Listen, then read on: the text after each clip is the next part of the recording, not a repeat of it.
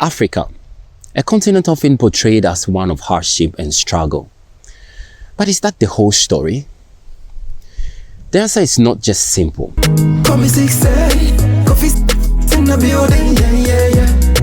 Straight from the crater, you already know cash still killer.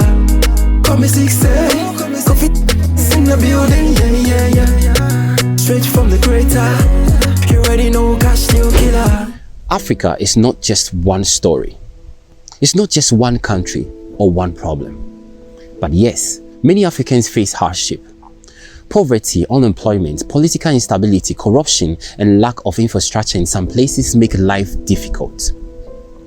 For many, the dream of reaching Europe, Canada, US, Australia, or even the Middle East is seen as the only way out. Just this morning, I was watching a video about women from Sierra Leone who migrated to Lebanon in search of greener pastures. And it touched me deeply. I almost cried. These women, like so many others, travel to the Middle East to work under people who often look down on Africans. They are locked in houses where they can't even go outside. Many have their passports confiscated, and some work 24 hours a day for as little as $200 a month. They hold our documents. Since the day we came in Lebanon, I only have a copy. With my madam, the way she was treating me is not good. Sometimes no food. They are bullying us, shouting at us. Too much work for me. I don't have time to rest. Sometimes I work from morning till night. I don't have time to rest. Sometimes I work in the night since 12 o'clock. I stop working, then I sleep.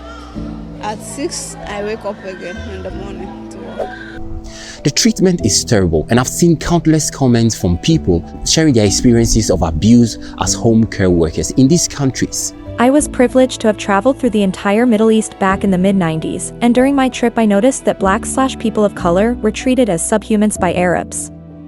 Most Black females domestic workers were abused, exploited, duped, and some even got murdered and raped by their male employers while their wives stand by and watched. A whole lot could be said within these lines, but wouldn't begin to fit. Basically, I am saying this to say that most Arabs are very prejudiced and racist towards Black people. Pathetic. So many interviews reveal the same thing. Our African women are badly treated, especially in the Middle East.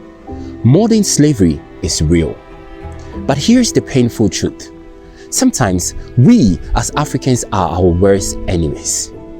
I know some people wouldn't like hearing this, but the truth is, whoever has traveled and experienced what I have experienced will understand. The history of our forefathers, when some of our own people were sold by our own family members into slavery, is still our modern experience.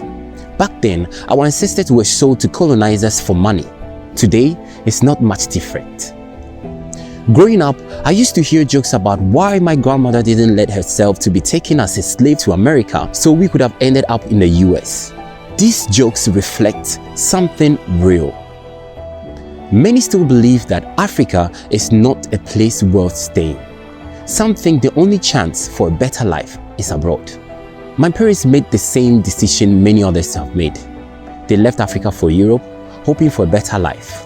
That's why I'm here in Italy today, like many children of migrants. We didn't have much choice about where to live. Being here has given me opportunities, sure, but trust me, there is nowhere like home. Living in a place where you don't have to force a language, where you're not constantly facing discrimination, where your neighbors understand you, that's what home feels like. Our biggest problem today, the African man in power. How do we, the normal citizens, treat each other when we get the chance to be in leading positions? What about our leaders? Many of our leaders invest the country's wealth abroad, while their people are suffering at home. The greedy ones are the ones who have destroyed us.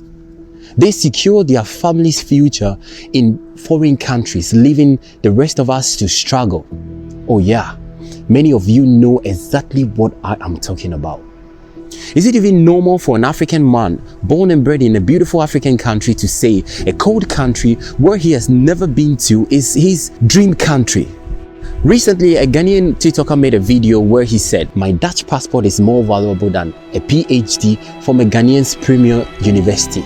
Kofi, I was born in a third world country, Ghana, but now a citizen of a first world country, the Netherlands. That is overachievement.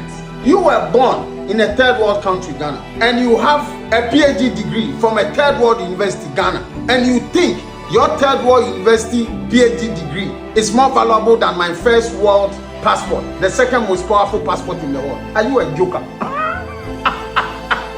Did you learn that when you were doing your PhD? My friend, you are a joker. This passport is and will always be valuable than your PhD from Legon and any university in Ghana. Thank you and cheers to my first world passport. This video brought a lot of controversy.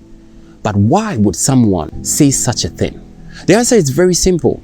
It's because of the opportunities and freedom that a passport from countries like the Netherlands offer. Without passport, for instance, of course, he wouldn't go to a place like the Middle East to work for less money. And also, so many doors are now open to him because he's no more considered to be part of the third world country. And this mindset is growing in Africa, where many believe foreign studies is more valuable than any other achievement at home, which isn't wrong. Another sad reality, African men are even accepting contracts to fight in war. Like in Russia, joining their army for just 50,000 a year. And some are dying. Why? Because opportunities they see abroad seem better than anything they could achieve at home. How can we forget about our brothers and sisters risking it all on dangerous journeys, crossing the Sahara Desert and crowded boats to reach Europe, hoping for a better life? I lose my baby. Why me? Why my baby? Why my baby? They face extreme heat, thirst, and smugglers who abuse them, and many die at sea.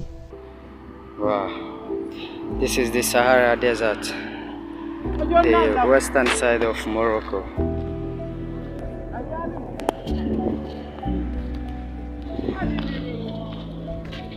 These taxi people, they are not good. He just drove off.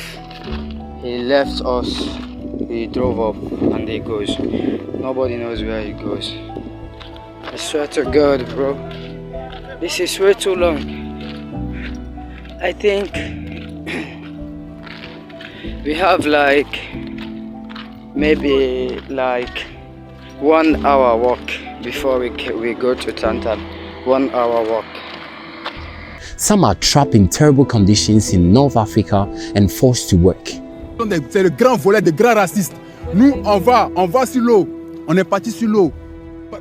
This man from Ivory Coast calls Tunisia's National Guard robbers and racists. He says they took their belongings and left them stranded on the water. Vous concevez cela? Regardez. They took the engines of 5 boats, he says, stopping them from getting to Italy and leaving them to row back to shore with their hands. Automatiquement, ils sont restés tranquilles dans leur coin. Those trying to reach the US by road also face tough journeys, crossing dangerous lands and dealing with violence. Both paths show how desperate people are to escape poverty and problems at home.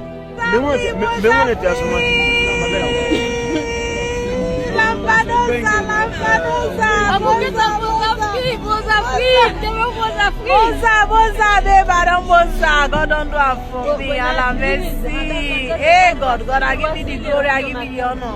I appreciate you, oh God. All my sufferness don't come successful. Thank you, Jesus. Both are free. Then are the sheep now, right? But here's the truth. Life in Europe is not always better. Many Africans who even make it here face new problems like racism, unemployment, or being stuck in low-paying jobs. Some even live in worse conditions than they did before. I always watch Wodemaya's video and they make me feel of a better Africa. His last video, the Africa you don't see on TV, Botswana, gave me so much hope. It reminded me that Africa can do more. We can build a future at home. Imagine how beautiful it would be to return home where we don't just survive, but thrive. A place where we can speak our language, share our culture, and not live in fear of being treated differently. we need to understand that love starts at home. If we want to be loved, we need to love ourselves first. Africa can rise again, but it starts with us. We need to believe in our own potential. We need to demand more from our leaders and invest in our communities. It's time we realize that Africa has everything we need to succeed. Yes, there are challenges in Africa. Yes, life can be hard, but we don't have to live to find hope. The dream of a better life can be built right in Africa. Together we can make our continent the place we all dream of. So, what can we do to invest in our future, in our people, in our continent? The time to believe in Africa is now.